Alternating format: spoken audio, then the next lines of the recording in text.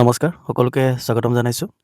আজি GT-PGT-ৰ যি স্কুল এলটমেণ্টৰ সন্দৰ্ভত আৰু লগতে অন্য এখন DSC-ৰ ফালৰ পৰা প্ৰকাশ পোৱা লিষ্টৰ বিষয়ে কিছু তথ্য প্ৰদান কৰিবৰ বাবে ভিডিঅ'টো প্ৰস্তুত কৰিছোঁ। আশা কৰিম ভিডিঅ'টো শেষলৈকে চাব।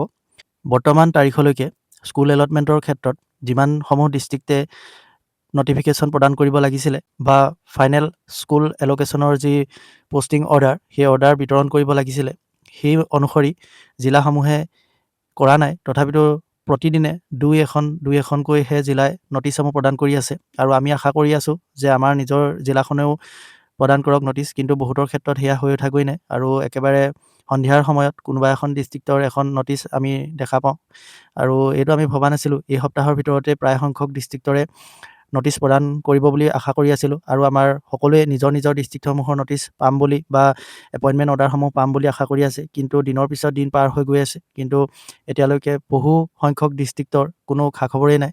তথাপিতো যোৱাকালি এখন নটিচ লাভ কৰিছিলোঁ এখন ডিষ্ট্ৰিক্টৰ, আৰু সেই নটিচখন হৈছে ধেমাজি ডিষ্ট্ৰিক্টৰ, আৰু এই নটিচ অনুসৰি ধেমাজি ডিষ্ট্ৰিক্টত 19 ডিচেম্বৰ তাৰিখে 11 বজাৰ পৰা এই প্লেচ অফ পোষ্টিঙৰ অৰ্ডাৰসমূহ বিতৰণ কৰা হ'ব। আৰু ইয়াৰ পাছতেই আজি ৰাতিপুৱা এখন যোৰহাট ডিষ্ট্ৰিক্টৰ এখন নটিচ লাভ কৰিছিলোঁ, কিন্তু যোৰহাট ডিষ্ট্ৰিক্টৰ এই নটিচখন প্ৰদান কৰাৰ ডেটটো তেখেতলোকে 17/12 দিছে, মানে কালি দিছে, কিন্তু কালি এই নটিচখন ক'ত তেওঁলোকে প্ৰচাৰ কৰিলে সেইটো নাজানো, কিন্তু নটিচখন আজিহে যিহেতু লাভ কৰিছোঁ আৰু এই নটিচখন অনুসৰি আজি তেখেতলোকে 18 তাৰিখে এই প্লেচ অফ পোষ্টিঙৰ অৰ্ডাৰসমূহ বিতৰণ কৰিলে। ইতিমধ্যে 2 বজাৰ পৰা আবেলি 2 বজাৰ পৰা ইতিমধ্যে প্লেচ অফ পোষ্টিঙৰ অৰ্ডাৰসমূহ বিতৰণ কৰিলে আৰু আপোনালোক বহু সংখ্যকে বা প্ৰায় সংখ্যকে হয়তো এই অৰ্ডাৰসমূহ লাভ কৰিছে বা সংগ্ৰহ কৰিছে।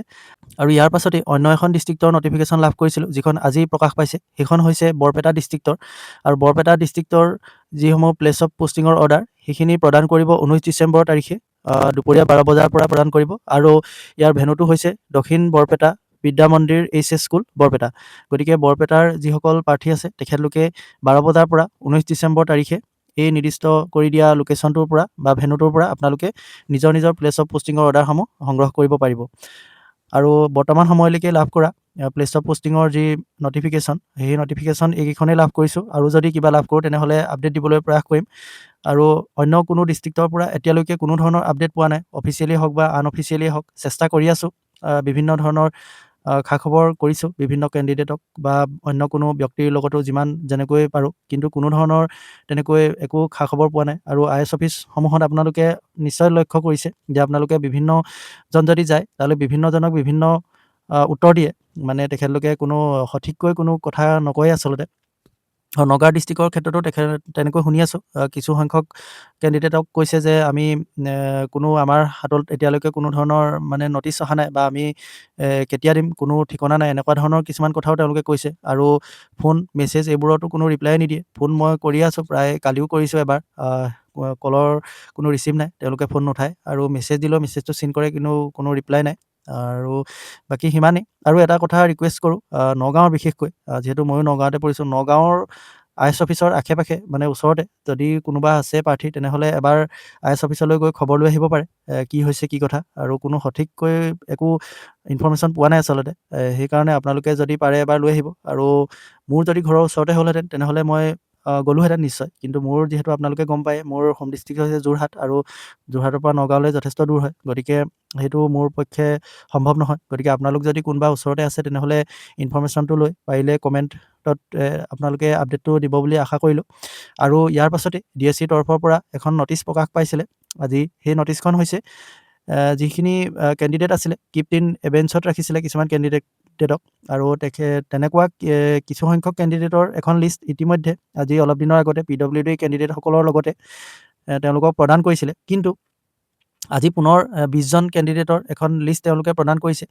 আৰু এইখিনি প্ৰদান কৰিছে যিসকল তেওঁলোকৰ এতিয়াও কিবা ডকুমেণ্টৰ খেলিমেলি হৈ আছিলে, আৰু তেওঁলোকক এলিজিবল ফৰ এপইণ্টমেণ্ট বুলি এই লিষ্টখন প্ৰদান কৰিছে 20জন কেণ্ডিডেটৰ। আৰু এই 20জন যিকেইখন ডিষ্ট্ৰিক্টত আছে, সেইকেইখন ডিষ্ট্ৰিক্টত এতিয়া কেনেকৈ এইখিনি কৰিব সেইটো নাজানো বাৰু, হয়তো এখেতলোকৰ বাবে সেইটো পোষ্ট ৰিজাৰ্ভ কৰি থৈ গৈছে নে কি ছিষ্টেমত কৰিছে নাজানো, কাৰণ এইকেইজনক এতিয়া এপইণ্টমেণ্ট লেটাৰ দিব, এপইণ্টমেণ্ট লেটাৰ দিয়াৰ পিছত আকৌ এখেতলোককো 7 দিনমান সময় দিব।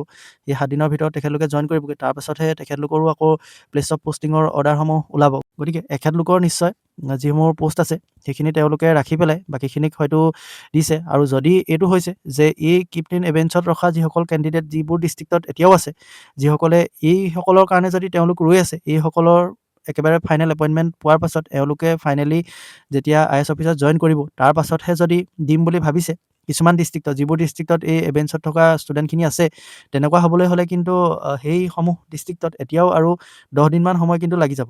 গতিকে এইটো নহওক, যিমানেই আশা মানে ভাবিছোঁ যে এইটো নহওক যে এই 20জন কেণ্ডিডেট যিবোৰ ডিষ্ট্ৰিক্টত আছে সেইবোৰ ডিষ্ট্ৰিক্টে নিশ্চয় এওঁলোকৰ প'ষ্টসমূহ ৰাখি পেলাই চাগে বাকীখিনিক স্কুল এলটমেণ্ট দিব। আৰু যদি সেইটো নহয়, যদি মই প্ৰথমতে কোৱাৰ দৰে যদি এওঁলোকক একেবাৰে ফাইনেলি জইন কৰাৰ পাছতহে যদি বাকীসকলকো দিবলৈ ৰৈ আছে, তেনেহ'লে আৰু এইটো একেবাৰে বেয়া এটা খবৰ।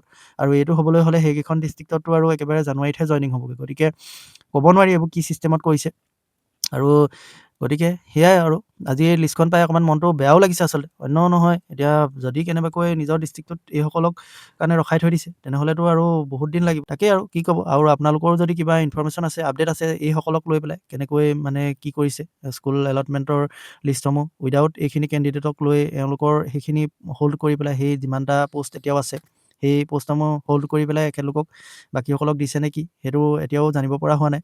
বাকী এয়াই আছিলে আজিৰ ভিডিঅ'টো। এই সৰু আপডেটটো দিবৰ বাবে ভিডিঅ'টো প্ৰস্তুত কৰিলোঁ। আৰু আপোনালোকৰ যদি কিবা সবিশেষ তথ্য আছে, মানে এই এভেঞ্চত ৰখা কেণ্ডিডেটসমূহৰ এই কথাটোক লৈ পেলাই, মই যিটো কথা ইতিমধ্যে উল্লেখ কৰিছোঁ, গতিকে এই বিষয়ে আপোনালোকৰ যদি কিবা আপডেট আছে তেনেহ'লে কমেণ্ট কৰি জনাব। আৰু আজিৰ ভিডিঅ'টো ইমানেই। আগলৈও এনেধৰণৰ ভিডিঅ' পাই থাকিবৰ বাবে চেনেলটো ছাবস্ক্ৰাইব কৰি ল'ব পাৰে যিসকলে নতুনকৈ ভিডিঅ'টো চাই আছে। গতিকে আজিলৈ ইমানেই। ধন্যবাদ।